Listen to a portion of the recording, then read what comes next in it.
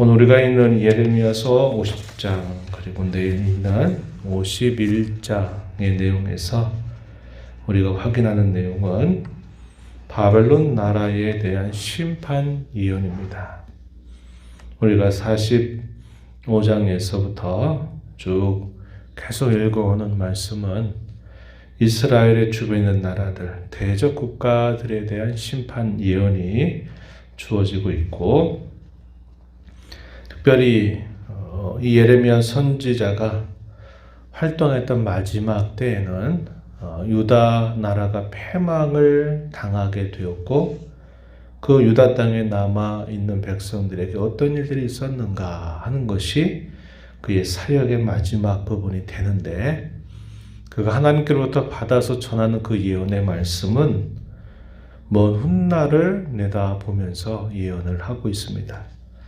유다 나라를 패망하게 하는 일에 있어서 도구로 쓰임받았던 이 바벨론도 그들의 죄악에 따라서 하나님이 그들을 분명히 심판하신다라는 말씀을 하시고, 그들의 심판이 하나님의 백성들에게는 곧 구원의 날이 될 것이다, 이렇게 말합니다. 바벨론이 수치를 당하게 되는 그 일이 하나님의 백성들에게는 영광이 될 것이다 라는 예언의 말씀을 해주시게 됩니다. 그래서 바로 그러한 큰 징계 가운데서 패망하게 된 그 하나님의 백성들의 계획은, 그들을 향한 하나님의 계획은 그들의 패망이 목적이 아니라 그들로 하여금 진정한 회복으로 나아가게 하신 하나의 과정이다라는 것을 말씀하시고, 더 나아가서는 하나님께서 장차 메시아를 보내어 성령을 그들 가운데 두어서 그들로 하여금 그들의 마음 깊은 곳으로부터 하나님을 섬기고 그분의 말씀을 따르게 하시는 이 놀라운 일을 행하실 것을 말씀합니다. 그래서 우리가 예레미야 중간 부분 30장 전으로 읽었던 말씀의 내용을 보면,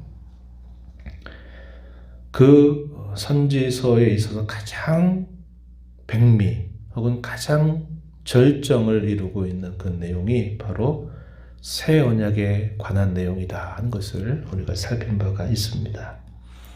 오늘 본문의 말씀을 한번 돌아가서 보시면, 먼저 1절로부터 10절 내용에 보면 이 바벨론이 결국은 패망하게 될 것에 대하여 말씀하면서, 이 바벨론의 패망은 곧 이스라엘의 구원이 된다, 이 사실을 잘 가르쳐 주고 있습니다.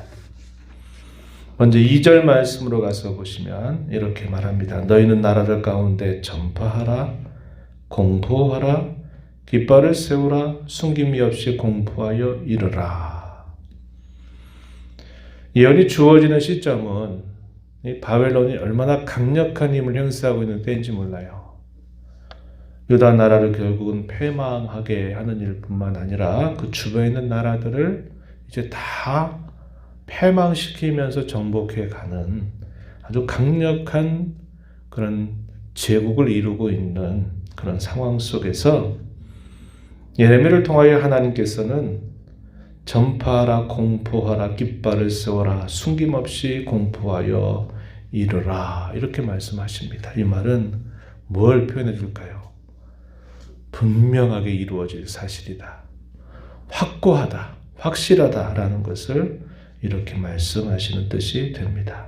2절 이어지는 말씀에 보면 바벨론이 함락되고 벨이 수치를 당하며 무로닥이 부스러지며 그 신상들은 수치를 당하며 우상들은 부스러진다, 이렇게 공포하라, 깃발을 세우라, 숨김없이 공포하여 말하라, 이렇게 표현하고 있다는 겁니다.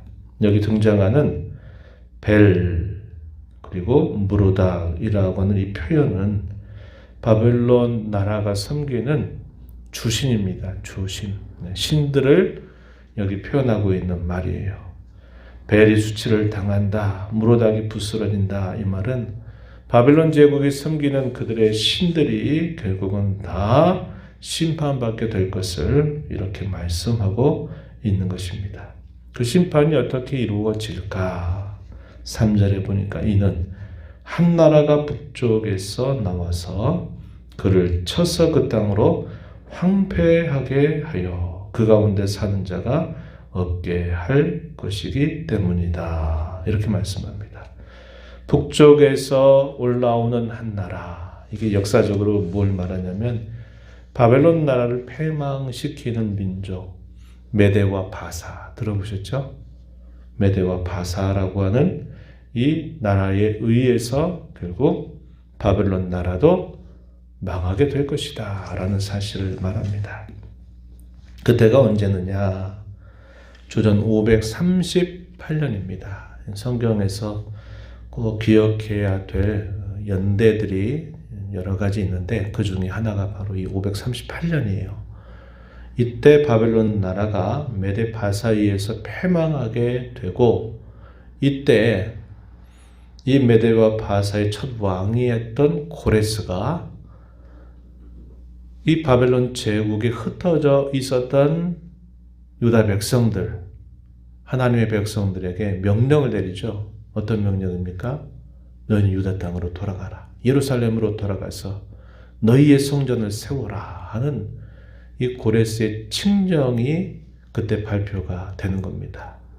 바벨론 나라가 패망하게 된 그때 흩어져 있었던 하나님의 백성들에게는 그들이 다시 예루살렘으로 약속의 땅으로 돌아가라고 하는 명령이 내려지면서 그들에게는 구원의 날이 된다 하는 것을 분명히 예언하고 있는 겁니다. 실제로 이러한 예언대로 그대로 이루어지게 된 것을 우리는 잘 알고 있는 것이죠. 4절 보십시오. 여호와의 말씀이라. 그날 그때에 이스라엘 자손이 돌아오며 유다 자손도 함께 돌아올 것이다.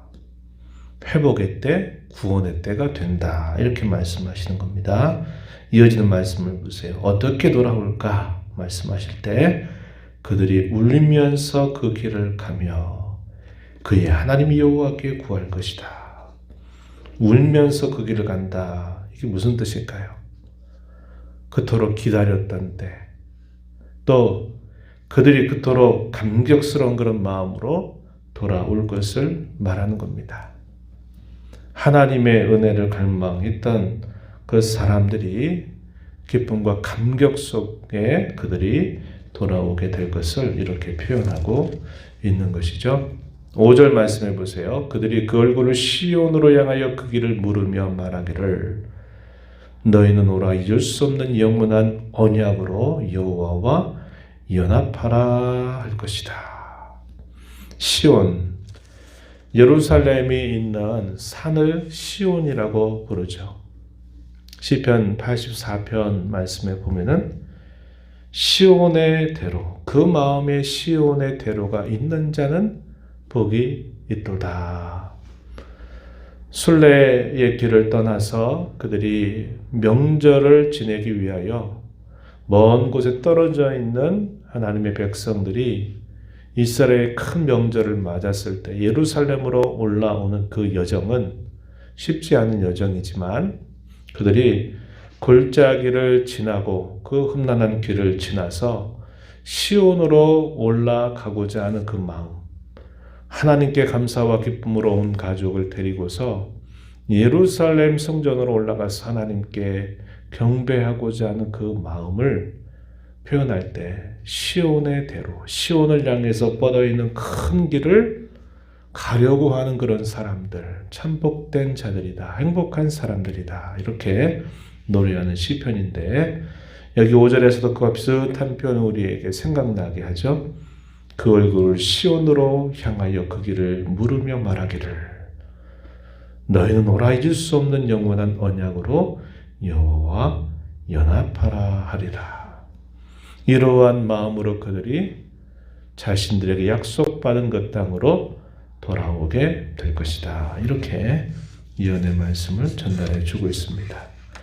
바벨론의 멸망이 곧 하나님의 백성들에게는 구원의 날이 될 것이다. 이렇게 말씀하고 있는 것입니다.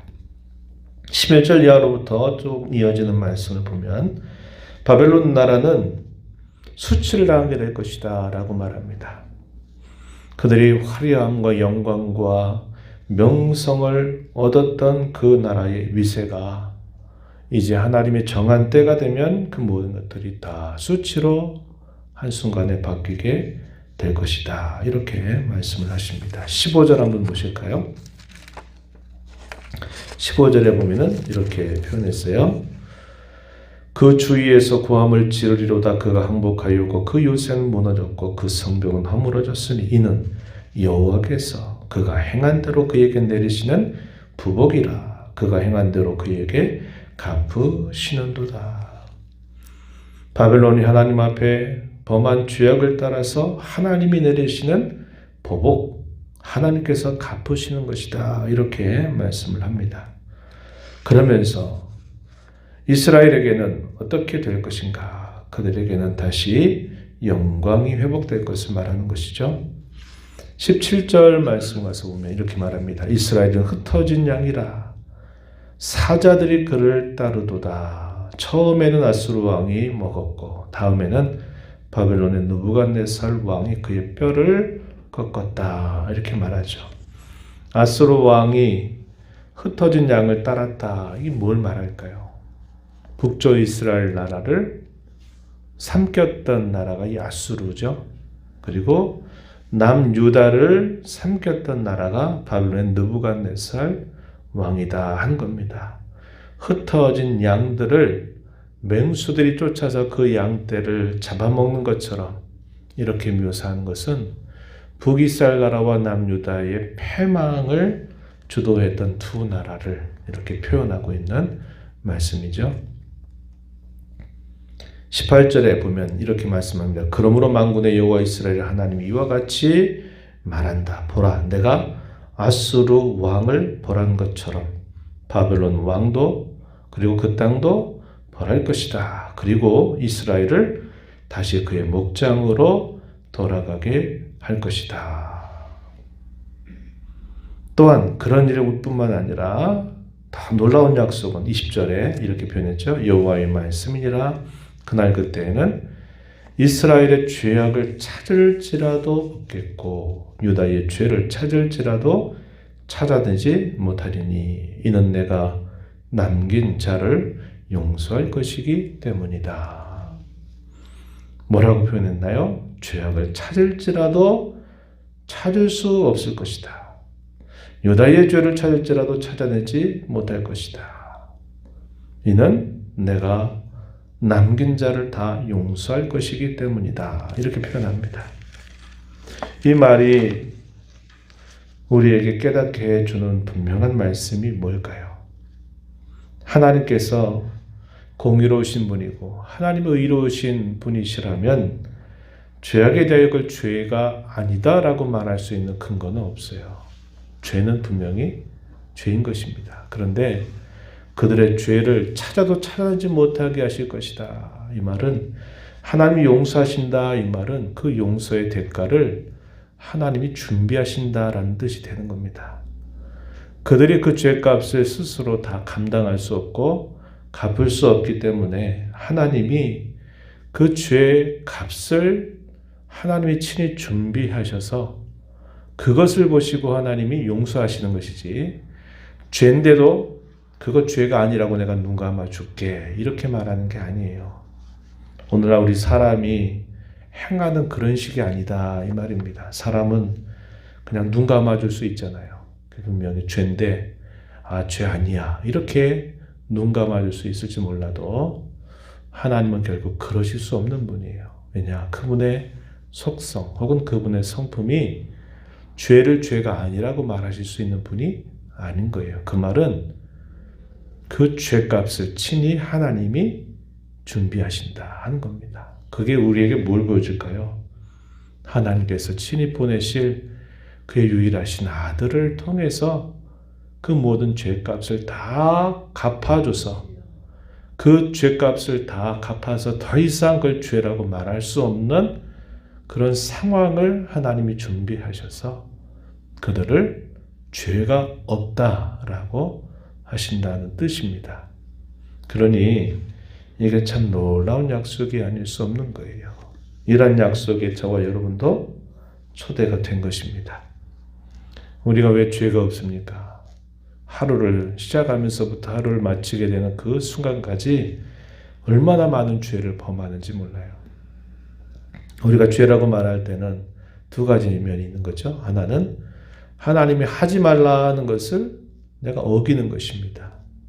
또 하나는 뭐냐면 하라 말씀하신 것을 행치하는 것도 죄가 돼요. 우리는 하지 말라 하는 것을 범하면 이건 죄다라고 인식하면서도 하나님이 힘써 행하라 하는 것을 하지 않는 것에 대해서는 그건 별로 죄라고 생각하지 않는 경향이 있지만 성경은 그렇게 가르치지 않아요. 하지 말라는 것을 하는 것도 죄요. 하라고 하는 것을 행하지 않는 것도 죄요. 또 한 가지는 그것을 온전하게 하지 못하는 것도 그것도 죄라고 말합니다. 부족한 것도 역시 죄라 이 말이에요. 그렇다면 우리는 성도로 살면서도 하루를 시작하고 하루를 마치는 시간까지 하나님 앞에서 계속적인 죄를 떠나 살 수 없을 만큼 그런 죄를 범하는 사람들이에요. 그런데 하나님께서는 저와 여러분도 뭐라고 말씀합니까? 내가 내 죄를 다 용서했다. 너희의 죄를 내 등 뒤로 던져버렸다. 동에서 서가 먼 것처럼 너희의 죄가를 다 옮겨버렸다라고 말씀하실 때는 우리 때문이 아니라 우리가 거룩하기 때문이 아니라 우리가 잘 살기 때문이 아니라 하나님께서 예수 그리스도를 보시기 때문에 그분의 공로 아래 우리를 품어주셨기 때문에 우리를 죄가 없다 이렇게 말씀하시는 거예요. 그러니 우리의 인생 속에 이보다 큰 은혜는 없는 것이고 이보다 값진 선물은 없는 거예요. 우리가 구원받아 산다고 하는 이것만큼 귀한 은혜는 없다 하는 것을 우리는 다시 한번 깨닫게 되는 겁니다. 오늘 우리가 이 말씀을 보면서 이 바벨론은 세상 나라, 대적 나라를 상징하기도 한다는 것을 우리가 기억한다면 우리는 꿈을 꿀 수 있어요. 어떤 꿈? 세상 나라의 패망과 멸망이 곧 하나님의 백성된 저와 여러분에게는 구원이 되는 것이고 세상 나라가 수치를 당하는 것이 우리에게는 큰 영광의 날이 된다는 겁니다. 그래서 우리가 이 땅에 사는 동안 이 신앙 때문에 당하는 시련이나 고난은 장차 우리가 받게 되고 누리게 될 그 영광에 비하면 아무것도 아니다 하는 것을 우리는 이걸 통해서 깨닫게 되는 것입니다. 오늘도 이러한 구원의 은혜를 베푸시고 우리에게 영광스러운 미래를 약속하신 그 하나님의 은혜를 감사하면서 하루하루 살아가는 저와 여러분의 삶이 주님을 섬기고 주님을 기뻐하고 주님의 뜻을 행하는 일에 힘을 모으고 결단해서 하루하루를 그렇게 힘써 살아가는 저와 여러분이 되기를 진심으로 바랍니다. 하나님 아버지 감사합니다. 이 새벽 시간에도 저희들을 깨워주셔서 오늘도 우리의 구원의 하나님 앞에 나와 찬양을 드리며 주시는 말씀에 귀 기울여 듣게 하시고 그 말씀을 통하여 또다시 주께서 베푸신 크신 은혜가 어떠한 것인지를 또 듣게 하시고 깨닫게 하심을 감사드리옵나이다. 구원을 받은 이 사실이야말로 가장 크고 놀라운 사실임을 다시 한번 깨닫고 평생도록 살아가는 이 모든 삶을 통해서 이 구원의 은혜에 대한 감사와 감격으로 주님의 뜻을 즐겨 행하며 즐겨 순종하며 살아가는 저희들 모두가 되게 해 주옵소서.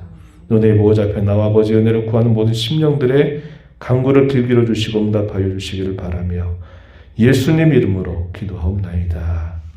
아멘.